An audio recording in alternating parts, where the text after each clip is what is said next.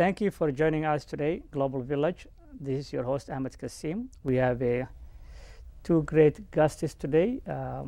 Our police chief from Brooks, County of New York, Tom McNulty, and Ms. Kaltun. Welcome to the program.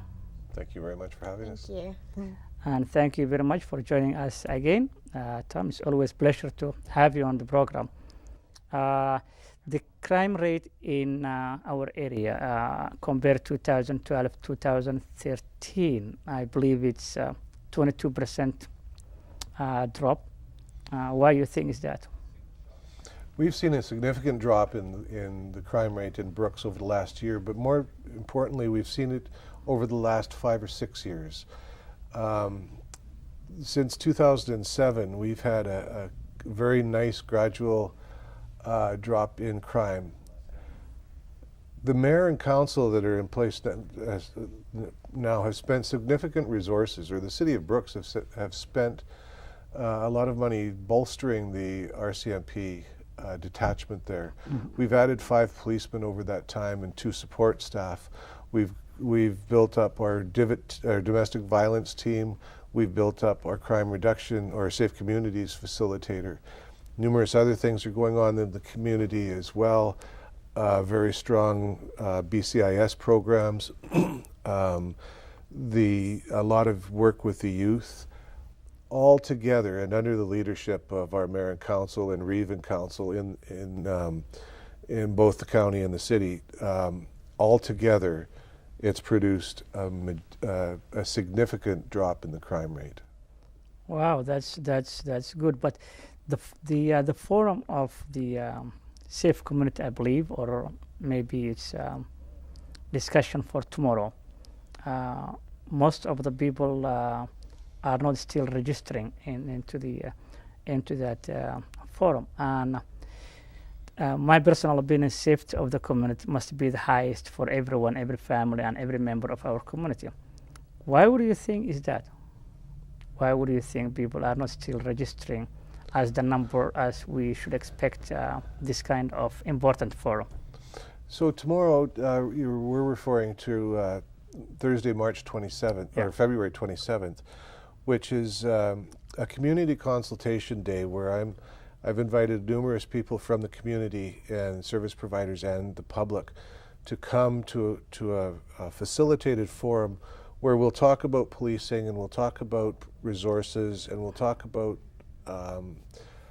the wants and needs of the community. And we're going to have people come and tell us what they think our priorities should be over the next year. Then I'll report that back in a nice package to both councils. Most people leave it to the police and the politicians to figure out the safety. Unless it's impacting them very personally, most people don't care to be involved. It's a bit of I was going to use the word convoluted. It's complicated. But if we drill down, and tomorrow we've got a very good facilitator in Lisa Tiffin, and we're going to have a very good day drilling down and finding what priorities the people of Brooks want to see. Well, I'm sure it will be a wonderful day and it will be a success because we have to be engaged in the safety of our community. So if we don't do that, then we don't complain tomorrow if priorities change. So I hope people will forthcome and tomorrow will be a good day for. Kaltun, you want to give us some background of yourself? I was born in Kenya and I was raised in South Africa. And I came to Canada when I was 13 years old, and currently I work at JBS Canada as a quality assurance technician, and this fall I'm going to the University of Regina. There you go. So what was the challenge that you faced when you first came? Well, having grown up in South Africa and coming to Canada was a huge adjustment, but one of the things that were really interesting for me was most people assume you don't speak any English. That's the one thing. And my mom, that was challenging for me and my mom, because people just assume they kind of speak in a slower pace, so some sort of like, I don't know why, but they always assume you don't speak English. And for me, that was, speaking English was easy because I've never learned in English. It just came naturally. But that was one of the challenges. But otherwise, I wouldn't say I encounter big challenges coming to Canada, because I felt like Canada and South Africa were similar. The only thing was just learning to speak one language. In English, everyone speaks English, but in South Africa, we speak 3-4 languages all at the same time. Like if I was back home in South Africa, I would be speaking 4 languages as I'm saying the sentence. So Wow. that was the one big challenge for me. So you're talking about Afrikaans and all that other Yes, we language. speak, there's 12 official languages in South Africa. I just happen to speak 4 of them. I speak English, Afrikaans, Xhosa, and Somali, which is my mother tongue, and I happen to learn Dutch as I learned Afrikaans. Yeah, Afrikaans and Dutch will be the same, It's very same thing, similar. Yeah, I think because of the most of the South Africans came from Dutch sometime long time ago. Yeah. Yeah. So when you're saying, would they just assume because you don't speak the language English, or just because the way you dress? What do you think? I think people have a misconception of people that come from Africa. Like I wear pants, I'm dressed Western. The only difference with me is where I wear hijab that symbolizes I'm a Muslim. But I think people have their own misconception about what it means to come from Africa, especially South Africa. Most people think it's a region, but it's a country that just happens to be in the southern part of South Africa, actually. So yeah, that's the lot of conception people have. So any challenge when you came to Brookston? In Brooks, not really. The only interesting thing was I didn't expect it to be this multicultural. Like it was unbelievable multicultural.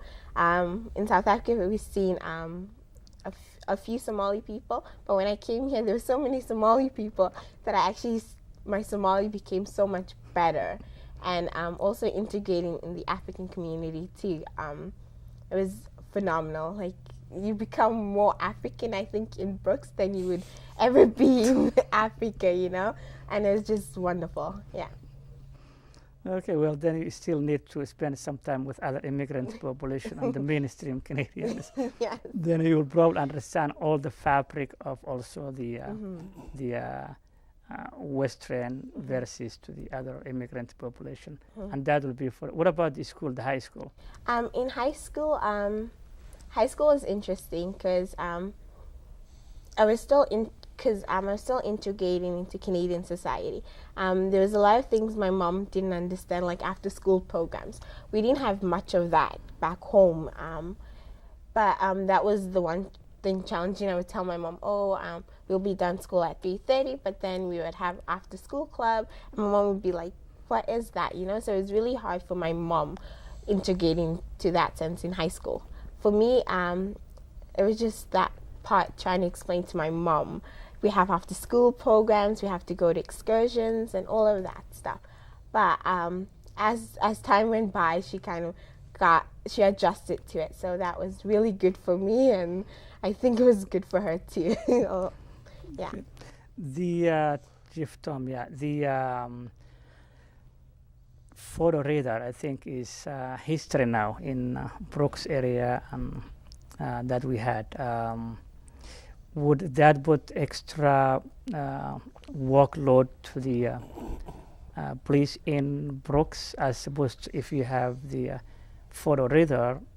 It will be easier because people will know that they can speed because of the photo radar. It's just psychological. But now taken out, would that add people driving a little bit faster than they did last year? I certainly hope not. The RCMP didn't have anything to do with photo radar. We don't participate in that at all. The fact that photo radar is no more, we now enforce, and we always have, enforce the speed and the road safety issues in Brooks. We have stepped it up a little bit over the last little bit. But the difference with photo radar, somebody gets a ticket in the mail of $150 or $250, and it doesn't bother them. They just go pay it. When we stop them and give them a ticket for $150 plus 3 demerit points, it makes a difference. So our ticket numbers are up a little bit, and we take the road safety in Brooks quite seriously. And I'm sure that in tomorrow's meeting it'll come out as a priority, traffic safety. But ours have gone up a little bit.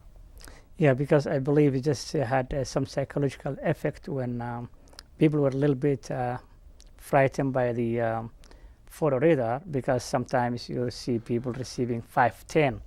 I seen someone told me that they have about 14 tickets in the span of 2 weeks, and I'm thinking, you must need to go back to driving in school or somehow before you just overrun someone. Well, unfortunately in that program you got them all at the same time. You didn't get them one at a time. But if you got 14 tickets, there's a way bigger problem there. There you go. Yeah. That's a clue to slow down. Yeah. That's habit of the individual, driving a little bit faster than they should have been. But I think that will add to the demerit point. If the police stop you for speeding, whatever that is, probably you lose 3 points minimum. Right, and if you hit, 10 or 11, 12 demerits, you lose your license? Yeah. I'm not sure the number. Yeah, you lose your license. So you won't be getting 14 speeding tickets and still driving. You'll lose your license. Yeah. So it's a pretty major price to pay. But it's easy to slow down. It's really easy to do the speed limit. People that speed know they're speeding. If you're going 60 kilometers in a 50 kilometer zone, you know that. You know it's illegal, and I don't understand why people complain when they get a ticket, whether it be in the mail or in person. They know they're speeding. Make your choice. There you go. And don't start complaining, because that was a free country. You make the choice. That's right. Yeah. The coming back is the dropping of the criminality in our area. Is it specific, or is it all in general? For example, like breaking windows of vehicle, or woman walking in the street, somebody banged them or try to rob her purse, according to the online that I was reading from. Or is it all in general, the dropping of this criminality in our area based on the more police that you have, or is it because of the engagement of the community, or it's all in together? It's all together. Every aspect of our is down over the last 5 or 6 years. We still have a problem with assaults, reported assaults. They're a little bit high. They've also come down, but they're still a little bit high. Most of those come from domestic situations where family members are fighting each other. Quite often it's husband and wife. It's completely across all aspects of the community. It's not a new Canadian issue by, a lot of people believe that it is. So we're concerned about that, but our domestic violence intervention team has made a difference there. I think we're going to see quite a substantial drop in those numbers. I'm certainly hoping we are over the next year. And so as the results of our domestic intervention kick in, we've done a really good job on our domestic violence team. And I think we're going to see some significant differences there. Yeah, but when you say the domestic violence, which I see a lot of new Canadians who probably have some difficulties also, and the concept of some of them is the misunderstanding between the family members in the house. Sometimes should not require to be called a police, and I'm trying to explain if individual call police, regardless if the woman call or the man call, they will prevent before something escalates. I said that's my personal opinion. But they're not coming because you are a New Canadian or mainstream or whoever called them, they will respond.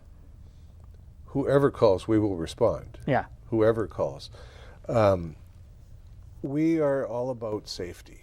We don't want no one, and I don't care where you're from, what religion you're from, what you do, no one wants violence in their relationship with someone else, at whatever level it is. Nobody wants to go to war, nobody wants a fight, nobody wants to battle with their schoolmate or their spouse or their parent, especially a physical battle.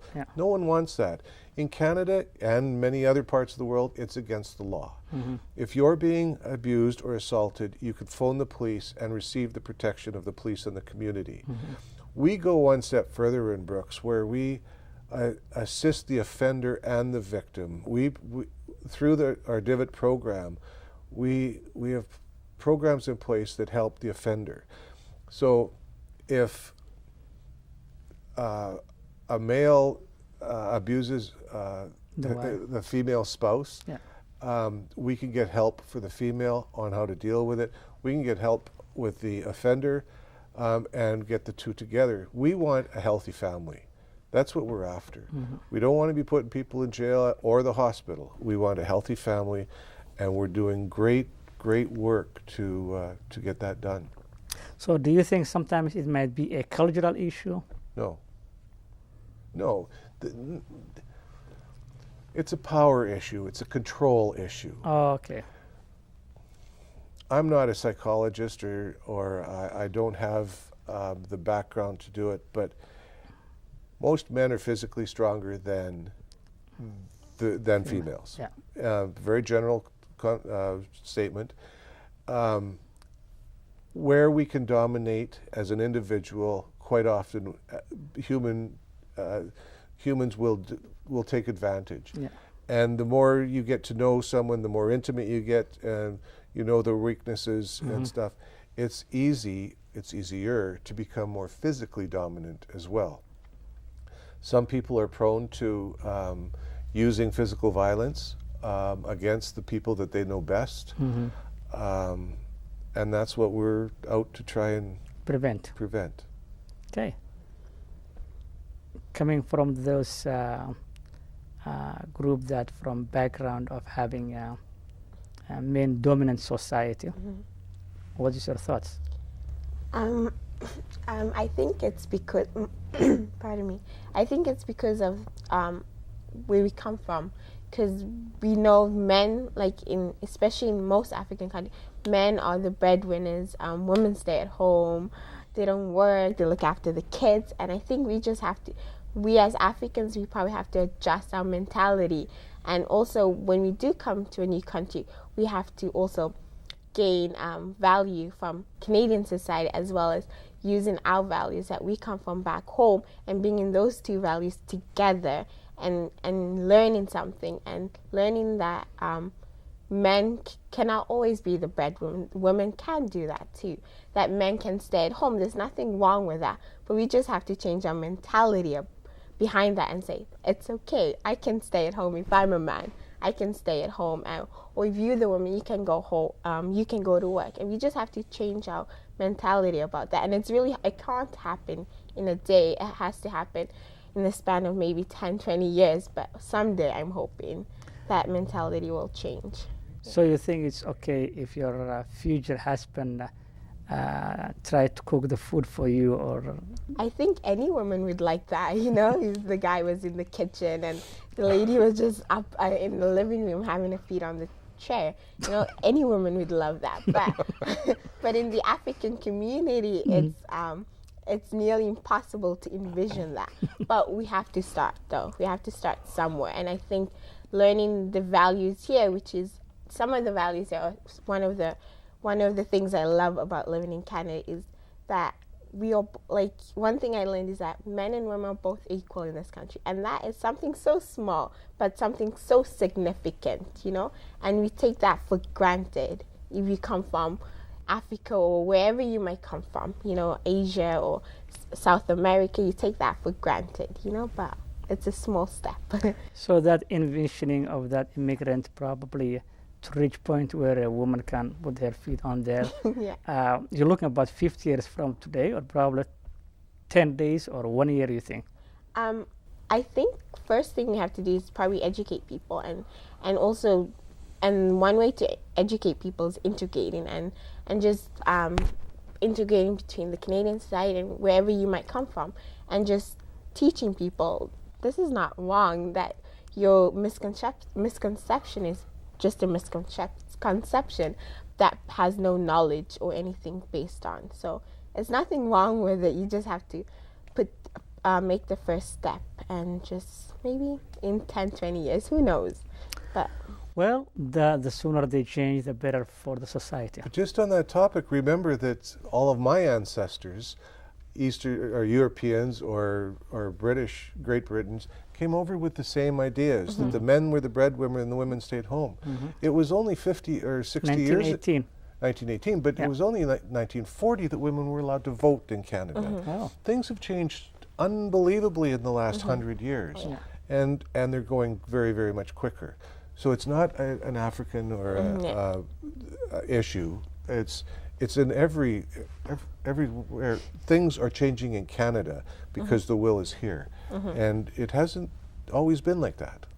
No, actually it isn't. And I think, as you mentioned and Khaltoon mentioned, is just a progress that the newcomers probably will stand more. The challenge now will be the new Canadians who were born here and the parents who immigrated. That will be a new challenge that I can envision, because that will be a real cultural shock between the two. Yes.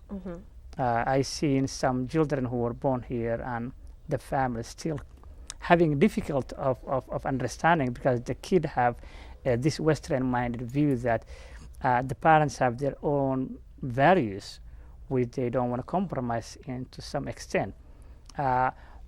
And I hope they will compromise in somehow. Otherwise, it will create another program to prevent such disaster between children and their parents. That's going to be a challenge in the future.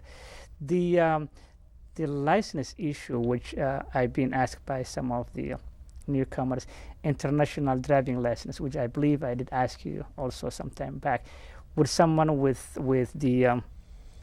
a valid foreign work, temporary foreign worker that has a 2 years visa or whatever that temporary foreign worker's visa is, would they be able to have their international license be able to drive, or would they have to change to the Canadian license? If they're here for a certain period of time, they do have to change. I believe I might have misled you on the last time I was here on that anyone who has status in Canada, Okay. landed immigrant, any status at all, they must get a Canadian driver's license. Oh, okay. If they're visiting, Oh, okay. then they can use an international license. Oh, okay. So if you travel to anywhere in the world, you can use your Canadian license or an international license for a visit. But once you have, if you're any status at all, so even a 2-year foreign worker permit, once you get here, you must get a driver's license. That's not what I said last time. Yeah, and that's very clear. So when you are coming as a visitor, then during that period of time, you will be able to. Yes. If your license back home, wherever you come from, if your license allows you to do that, then usually the local jurisdiction will allow it as well. Oh, okay. And that applies to most of the countries. I've been in Saudi Arabia, and the fact that we've been driving one evening and we've been caught by the police because a friend of mine who was driving had his Ontario license, and he pulled his Ontario license. And the police officer asked him if he was residence or tourism. And he said, no, he's a residence. He said, no, then you can't drive. You need to change. Yes. But the fact that he was not aware of the situation, the police officer said, I will let you go this time, but make sure that you change. So it's international uh, concept of changing your license if you have a permanent residence in that country. Unless you are a visitor, then you will be able to drive that. The value of diverse population, the one we have in Brooks, which we are very proud to have too many different nationalities in our. Would that also sometimes come as a challenge when you have a language barrier and cultural barrier, in your own opinion? Come a challenge in policing? Very much so.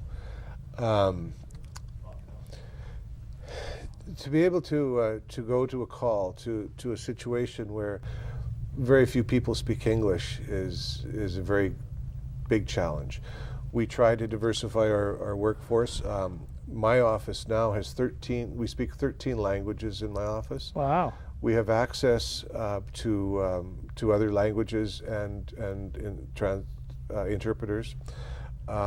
We need to get to know more people like Fortune who speak 4 languages, and we can use her skills to help us do our job.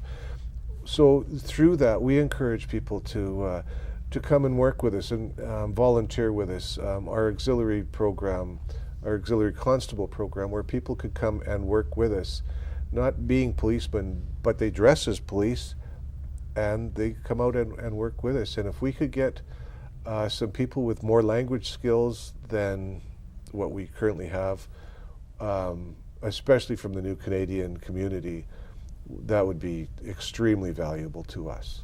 No, and I think people will respond to that call, and I think someone like Carlton be able to help, even though she wants to go to Saskatchewan for further education, which is good. Yeah. But she'll come back. Yeah. Since my mom lives here, yeah. Definitely. There you go. Yeah. There you go. So what would you like to have achieve from the community? What would you like the community Brooks and County of Newell to help the police? Just communication. I just need to hear from them to ensure that the service that we're providing is meeting the needs of everyone. It's not, I don't really want to hear anything specific on this way or whatever path. I just need to understand what their wants and needs are so we can fit our service to ensure that they feel safe in their communities. I thank you very much, Chief Tom, and I think as I mentioned to Chief Andy, you and your colleagues are doing a great job, and you're sacrificing your own life to protect the lives of our community, and that's a very noble thing to do. So that's a noble thing for you and your colleagues doing that every day and night, and we hope you will succeed. And since you joined, I think since you took the helmet in Brooks and County of Newell, there's a lot of improvement from the day that you came, and I hope we will improve further for the sake of the safe community. And I thank Carlton joining today, and we hope you will succeed in your education and in Saskatchewan and come back to Brooks and maybe help Tom and his group for making that bridge of understanding. Thank you very much, Tom. It's always a pleasure. Thank you very much. Thanks, Carlton. Thank you. Yeah. No problem. This is the end of our Global Village program. This is your host, Ahmed Kassim. I hope you will join us next time. Until then, this is Global Village host, Ahmed Kassim, where East meets the West. God bless you and have a good one.